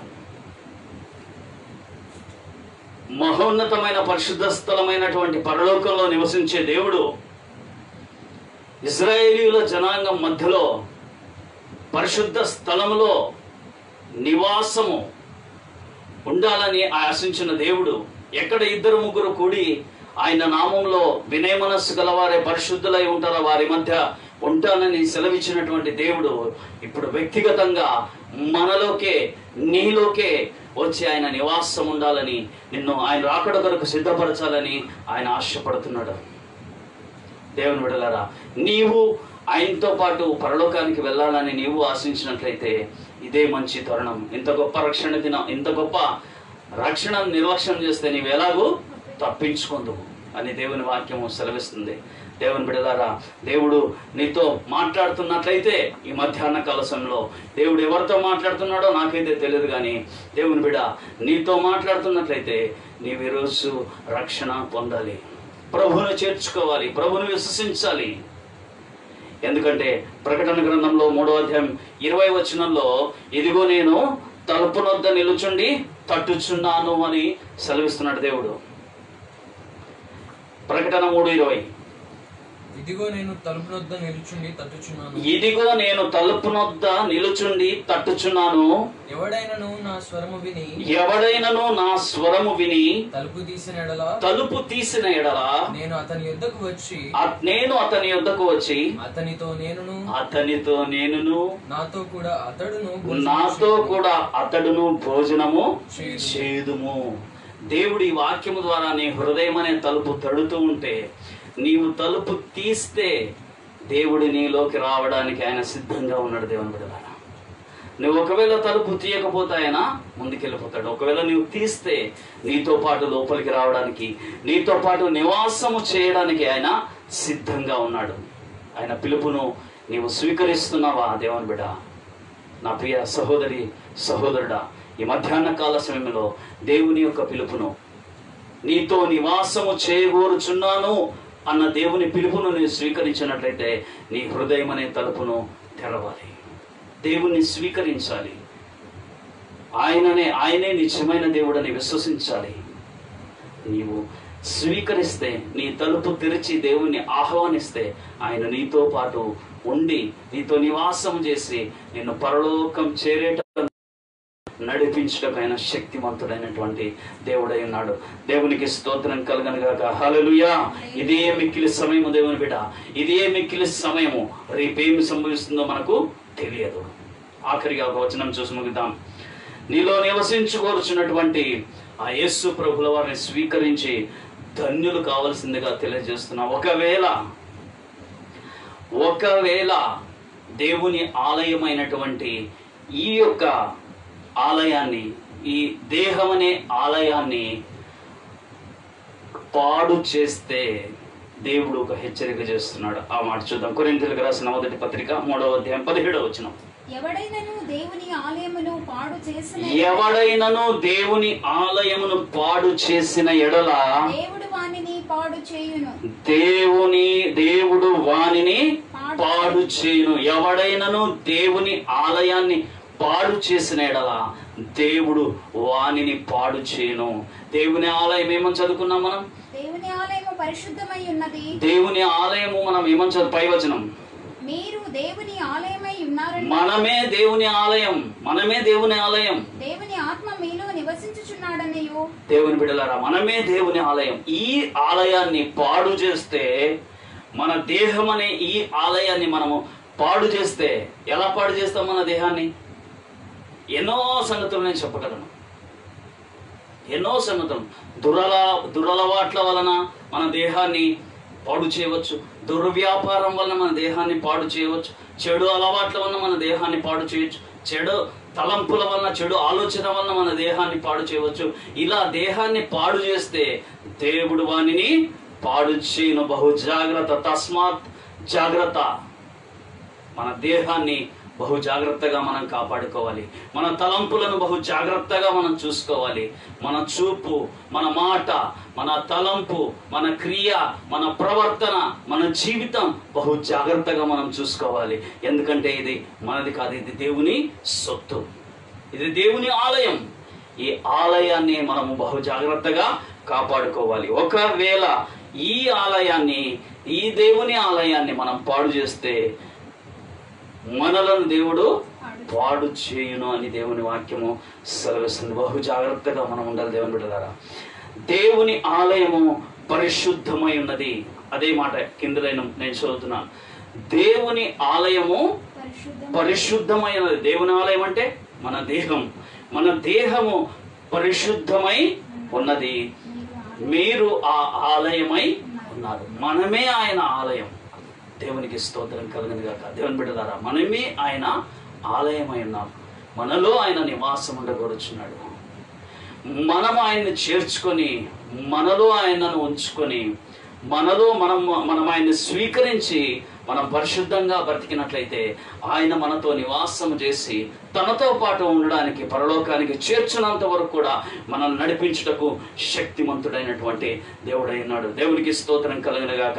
మహోన్నతమైన స్థలంలో నివాసం ఉండే దేవుడు, అతి పరిశుద్ధ స్థలంలో నివాసం ఉండే దేవుడు, ఎక్కడ 2-3 ఆయన నామంలో కూడి ఉంటారో వారి మధ్య ఉండే దేవుడు. దేవుని బిడ్డలారా, వ్యక్తిగతంగా వచ్చేసరికి మనలో నివాసం ఉండడానికి ఆయన కోరుకుంటున్నాడు. మనం స్వీకరిద్దాం ఆయన్ని. మనం స్వీకరించి మన దేహాన్ని, మన ఆలయాన్ని పరిశుద్ధంగా మనం కాపాడుకొని ఆ ప్రభు రాకడ కొరకు సిద్ధపడదాం. దేవుడు ఆ విధంగా మనకు సహాయం చేయను గాక. God bless you.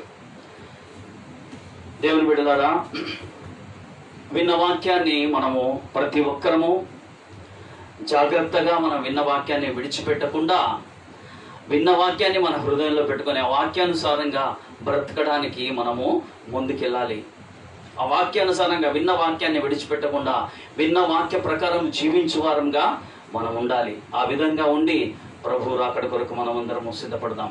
దేవుడి మనందరినీ దీవించును గాక. అందరము కళ్ళు మూసుకున్నట్లయితే ముగింపు ప్రార్థన చేసుకుందాం. హల్లెలూయా, హల్లెలూయా, హల్లెలూయా, హల్లెలూయా, హల్లెలూయా, హల్లెలూయా. స్తోత్రములు నాయనా, స్తోత్రం, స్తోత్రం, స్తోత్రం, స్తోత్రం, స్తోత్రం, స్తోత్రం, స్తోత్రములు తండ్రి. కృపగల దేవా, జీవంగల నా తండ్రి, నీకు స్తోత్రములు చెల్లిస్తున్నాను ప్రభా. నాయన నీకు స్తోత్రాలు. మహోన్నతుడా, సర్వోన్నతుడా, నీకు స్తోత్రములు ప్రభా. ఇంతవరకు నీ శ్రేష్టమైనటువంటి వచనాల ద్వారా, లేఖనాల ద్వారా మా అందరితో మీరు మాట్లాడిన మాటలను బట్టి నీకు కృతజ్ఞతాస్తుతులు చెల్లిస్తున్నాను తండ్రి. నీకు స్తోత్రాలు. మీరు సమస్త సృష్టికర్త అయినటువంటి దేవుడవు నాయన, నీకు స్తోత్రాలు. భూమి ఆకాశములను సృష్టించిన దేవుడవు, భూమిని అందులో ఉన్న సమస్తాన్ని సృష్టించిన దేవుడవు, ఆకాశము అందులో ఉన్న సమస్తాన్ని సృష్టించిన దేవుడవు, మనుష్యులను సృష్టించిన దేవుడవు, మమ్మును సృష్టించిన దేవుడవు నా తండ్రి. నీకు స్తోత్రములు ప్రభా. భూమిని నా తండ్రి నాయన ఆశ్చర్యకరంగా శూన్యంలో వేలాడదీసిన దేవుడవు నా తండ్రి. నీకు స్తోత్రములు ప్రభా. నాయన నీకు స్తోత్రాలు. ఇంత గొప్ప సృష్టికర్త అయినటువంటి దేవుడు అయినటువంటి మీరు నివాసం ఉండే నివాస స్థలమును గురించి మాతో మీరు స్పష్టంగా మాట్లాడినందుకే నీకు కృతజ్ఞతాస్తుతులు చెల్లిస్తున్నాను తండ్రి. నీకు స్తోత్రాలు నాయన. మహోన్నతమైనటువంటి పరిశుద్ధ స్థలములో నివసిస్తున్నటువంటి మీరు నాయన నీకు స్తోత్రములు ప్రభా. కాలం గడిచే కొద్దీ నా తండ్రి నాయన నీ ప్రజల మధ్యలో నివాసం ఉండవలన నాయన కోరికతో ప్రభా పరిశుద్ధ స్థలాన్ని నిర్మించి ప్రభా వారి మధ్యలో మీరుండి వారిని నడిపిస్తూ నా తండ్రి నాయన చేరవలసిన గమ్యస్థానానికి మీరు చేర్చారు నాయన. నీకు స్తోత్రములు తండ్రి. కృత నిబంధన గ్రంథంలోకి మేము వచ్చేసరికి నా తండ్రి నీకు స్తోత్రములు ప్రభా.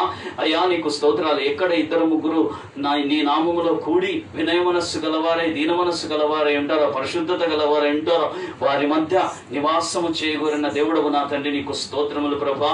అలాగే నా తండ్రి వ్యక్తిగతంగా నా తండ్రి నీకు స్తోత్రాలు ప్రభా. నాయన మీ ఆలయముగా మమ్మల్ని చేసుకుని మాలో మీరు నివాసం ఉండి మమ్మల్ని నడిపించడానికి చేరవలసిన గమ్యస్థానాన్ని చేర్చడానికి ప్రభా నా తండ్రి మీరు గొప్ప ప్రణాళికను ప్రభా ఏర్పాటు చేసి నా తండ్రి ఆ ప్రణాళికను ఈ మధ్యాహ్న కాల సమయంలో మా అందరితో మీరు విషదంగా మాట్లాడినందుకే నీకు వందనాలు చెల్లిస్తున్నాను తండ్రి. నీకు స్తోత్రములు ప్రభా. అవును నాయన, ఈ దేహమనే మీ ఆలయంలో ప్రభా మిమ్మల్ని చేర్చుకొని నా తండ్రి నీకు స్తోత్రాలు ప్రభా. మీ చిత్తానుసారంగా పరిశుద్ధంగా మేము బ్రతుకుతూ నా తండ్రి నీకు స్తోత్రాలు ప్రభా. మీరు మమ్మల్ని ప్రభా నా తండ్రి చేరవలసిన గమ్యస్థానాన్ని చేర్చున్నంత వరకు కూడా ప్రభా నా తండ్రి నాయన నీకు స్తోత్రాలు. మేము నమ్మకస్తులుగా బ్రతుకుటకు ప్రభా నాయన మమ్మల్ని నడిపిస్తున్నటువంటి దేవా నీకు స్తోత్రములు చెల్లిస్తున్నాను ప్రభా. ఎంతమంది అయితే ప్రభా ఈ వాక్యాన్ని ప్రభా ఆన్లైన్ ద్వారా విన్నారో ప్రభా నా తండ్రి నాయన, చూస్తున్నారో ప్రభా నా తండ్రి నాయన, చూడబోతున్నారో వినబోతున్నారో ప్రభా వారందరి కొరకు ప్రార్థన చేస్తున్నాను నాయన. నీకు స్తోత్రాలు ప్రభా. ప్రతి ఒక్కరిని ప్రభా నా తండ్రి నాయన మీరు దర్శించండి నాయన. నీ వాక్యం ద్వారా ప్రభా నా తండ్రి ఒక్కొక్కరిని మీరు నా తండ్రి నాయన సంధించండి నా తండ్రి. నీకు స్తోత్రములు చెల్లిస్తున్నాను ప్రభా. మీరే నా తండ్రి గొప్ప దేవుడు అని నా తండ్రి, మీరే సృష్టికర్తవని ప్రభా నా తండ్రి నాయన, నిత్య జీవం కొరకు మమ్మల్ని అందరినీ సిద్ధపరుస్తున్నటువంటి గొప్ప దేవుడవని నా తండ్రి, రాజాదిరాజు అని ప్రభువులకు ప్రభువుడు అని, మీరు మాత్రమే మార్గమని, మీరు మాత్రమే సత్యమని, మీరు మాత్రమే జీవమని, మీరు మాత్రమే ప్రభా పరలోకానికి ప్రభా నడిపించే దైవమని ప్రభా ప్రతి ఆత్మ ప్రభా నా తండ్రి గ్రహించడానికి ప్రభా విధేయత చూపించడానికి సహాయం చేయమని ప్రార్థన చేస్తున్నాను తండ్రి. నీకు స్తోత్రాలు ప్రభా. మా చిన్న సంఘాన్ని ప్రభా నా తండ్రి సంఘ బిడ్డలను ప్రభా నా తండ్రి మీరు నా తండ్రి నాయన దర్శించండి దేవా. నీకు స్తోత్రములు ప్రభా. సంఘ బిడ్డలందరినీ ప్రభా వారి కుటుంబాల కొరకు ప్రార్థన చేస్తున్నాను. ప్రతి ఒక్కరిని పేరు పేరున ప్రభా మీరు దీవించండి ప్రభా. పర సంబంధమైన ప్రతి ఆశీర్వాదంతో ప్రతి ఒక్కరిని మీరు దీవించండి నా తండ్రి. విద్యార్థుల కొరకు ప్రభా నా తండ్రి నాయన, ఉద్యోగస్తులందరి కొరకు ప్రార్థన చేస్తున్నాను ప్రభా నాయన. ప్రతి ఒక్కరిని మీ కృపలో భద్రపరచండి నా తండ్రి. నీకు స్తోత్రాలు ప్రభా నాయన. వృద్ధుల కొరకు ప్రార్థన చేస్తున్నాను తండ్రి. ఈ కరోనా నా తండ్రి ఉన్నటువంటి ప్రభా ఈ దినాల్లో ప్రభా వృద్ధులందరినీ ప్రభా నా తండ్రి మీ కృపలో, మీ కాపుదల్లో, మీ సంరక్షణలో, మీ భద్రతలో నడిపించి సహాయం చేయండి నా తండ్రి. నీకు స్తోత్రములు ప్రభా. దేవా నీకు స్తోత్రములు ప్రభా. పరిస్థితి ఎటువంటిదైనా నా తండ్రి, ఎటువంటి గడ్డు పరిస్థితి అయినా నా తండ్రి, ఎటువంటి ప్రమాదకరమైన పరిస్థితి అయినా నా తండ్రి నీకు స్తోత్రాలు. నీ బిడ్డలకు ప్రభా నా తండ్రి మీరు రక్షణగా నా తండ్రి నాయన సంరక్షణగా ఉంటూ ప్రభా నా తండ్రి నడిపించే దేవుడవని నీకు కృతజ్ఞతాస్తుతులు చెల్లిస్తున్నాను నాయన. నీకు స్తోత్రములు ప్రభా. అయ్యా నీకు స్తోత్రములు నాయన. నీకు స్తోత్రములు తండ్రి. మరొకసారి ప్రభా మేము ఈ విధంగా ప్రభా నా తండ్రి మరొకసారి కలుసుకున్నంత వరకు ప్రభా మమ్మల్ని అందరినీ మీ చేతికి అప్పగిస్తున్నాను తండ్రి. మీ కృపలో, మీ కాపుదలలో, మీ సంరక్షణలో, మీ భద్రతలో ప్రభా మమ్మల్ని అందరినీ నడిపించి సహాయం చేయమని, ఈ మధ్యాహ్న కలప ఆశీర్వాదంతో మమ్మల్ని ఆశీర్వదించి దీవించమని యేసు నామములో అడుగుచున్నాను తండ్రి. ఆమేన్. తండ్రి అయిన దేవుని ప్రేమయు, కుమారుడైన క్రీస్తు కృపయు, పరిశుద్ధాత్మ అన్యోన్య సహవాసము సదా మనకందరికీ తోడై నడిపించును గాక. ఆమేన్. అందరికీ వందనాలు. దేవుడు మిమ్మల్ని దీవించును గాక.